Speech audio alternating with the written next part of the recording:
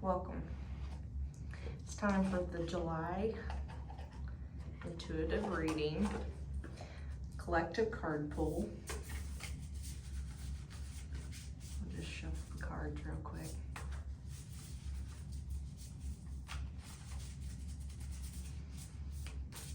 This is the Sacred Creators Oracle deck. I really recommend this one. I love to use this as prompts, just to get some creative juices flowing and stuff, but it's really great for, okay, we'll just go ahead and, ooh, changes just popped out.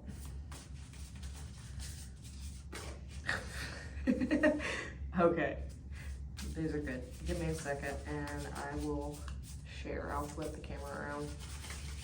Usually I pull them off the top, but when they start trying to come out like these, I just let them. Maybe not that many, that's just my own fluke. Okay.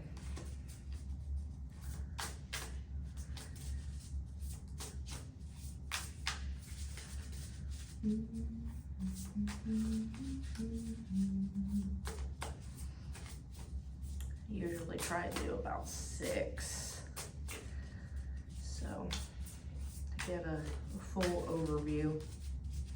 And I always love how like deep and meaningful these are to me as well, but I want to start sharing more so that other people can find value in them.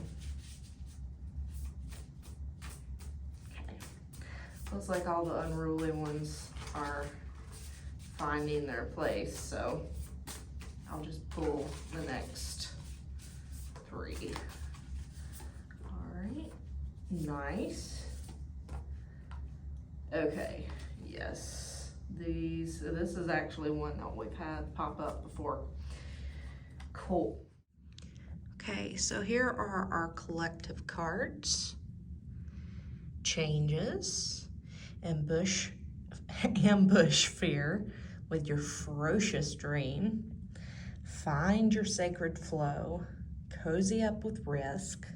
Celebrate your wins and fill your cup with sacred giggles. Get a load of that one, like seriously.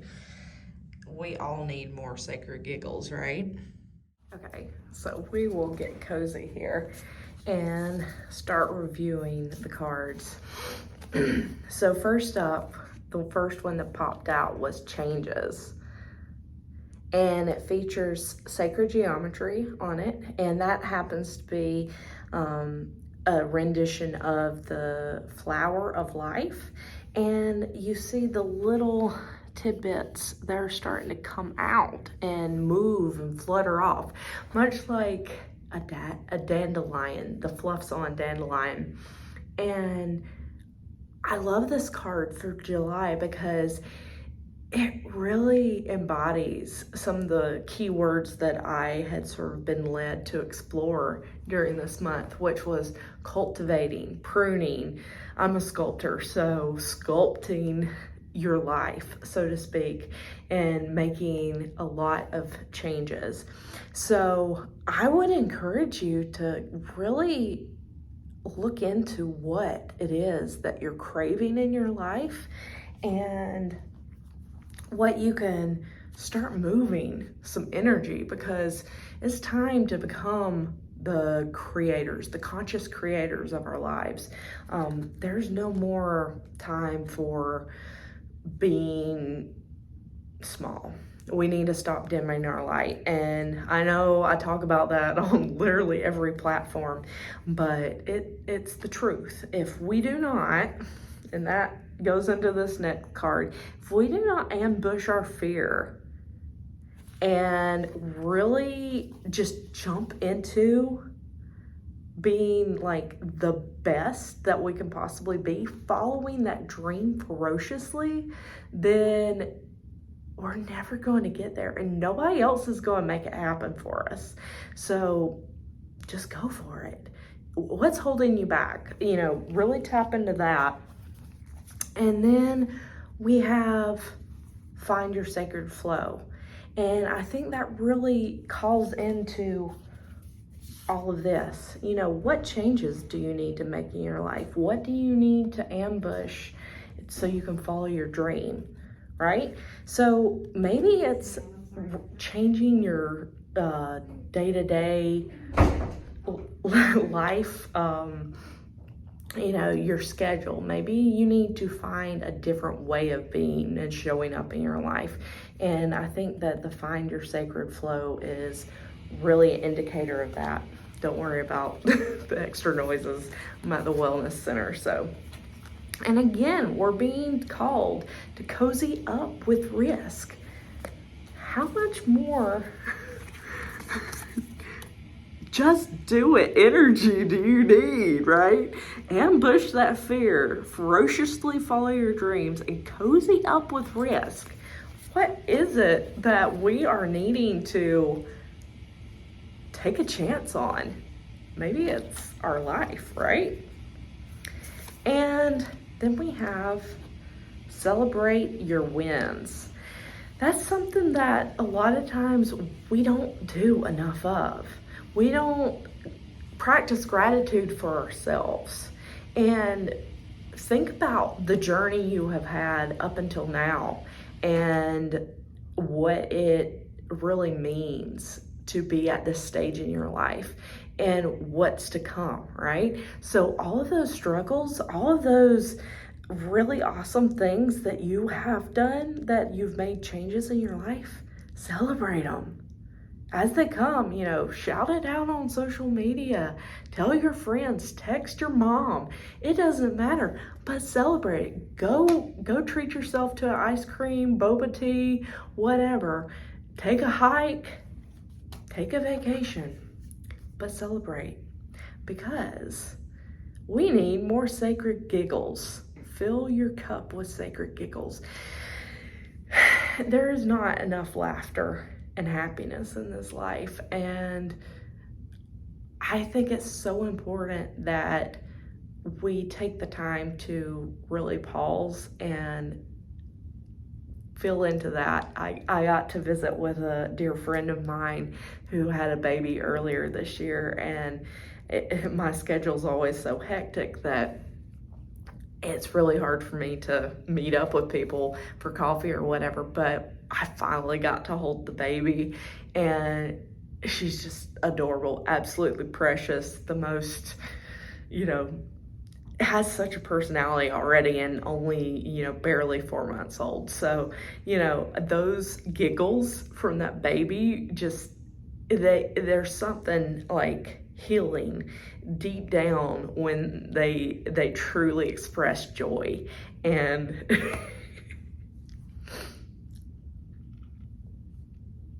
yeah, we have to feel the feels.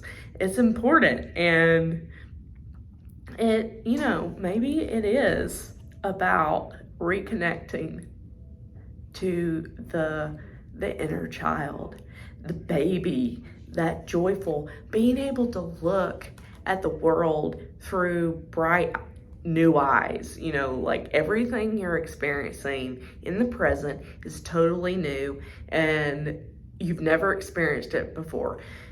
Wake up and start treating your life like that.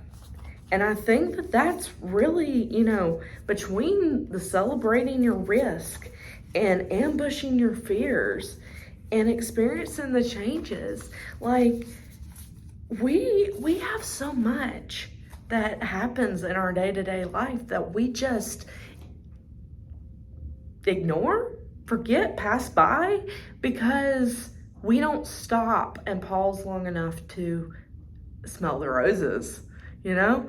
So that's what I would encourage you to start looking at is, you know, really tapping into what you can do from a new perspective. You know, use this time in July to really, you know, cultivate the life that you want and prune out the things that aren't serving you anymore, and the last month we've been talking about surrender and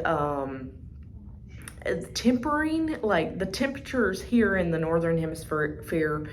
I'm in eastern or mid Maryland, so I'm on the eastern coast.